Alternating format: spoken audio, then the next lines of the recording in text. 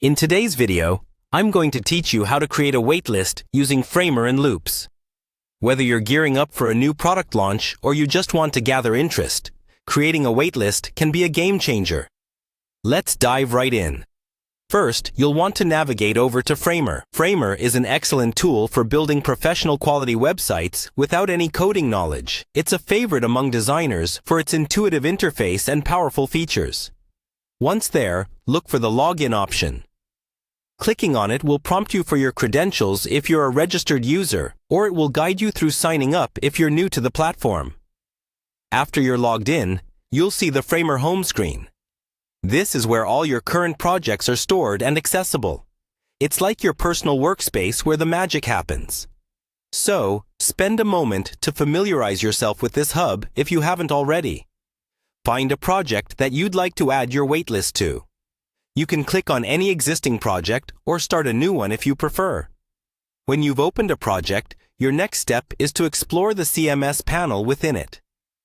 The CMS, or Content Management System, is where you can manage and organize your content effortlessly.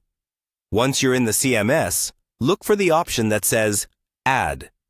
This is your gateway to creating new types of content or data structures for your project. Clicking on it reveals a small drop-down menu. From here, you'll select Add Collection. This essentially sets up a new category or group for the type of data or content you want to manage. In our case, a waitlist. Naming is crucial as it helps in organizing and retrieving data quickly. So, when prompted, go ahead and name your new collection Waitlist.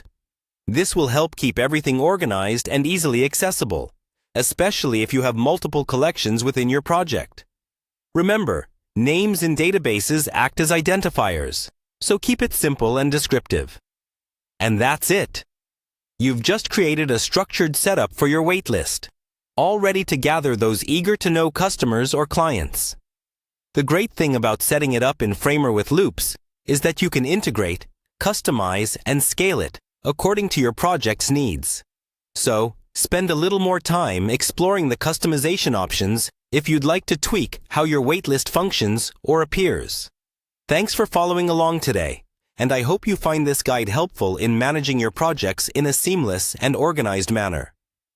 Be sure to explore more features within Framer and Loops to fully leverage what these tools have to offer. If you have any questions, feel free to drop them in the comments below. Happy designing!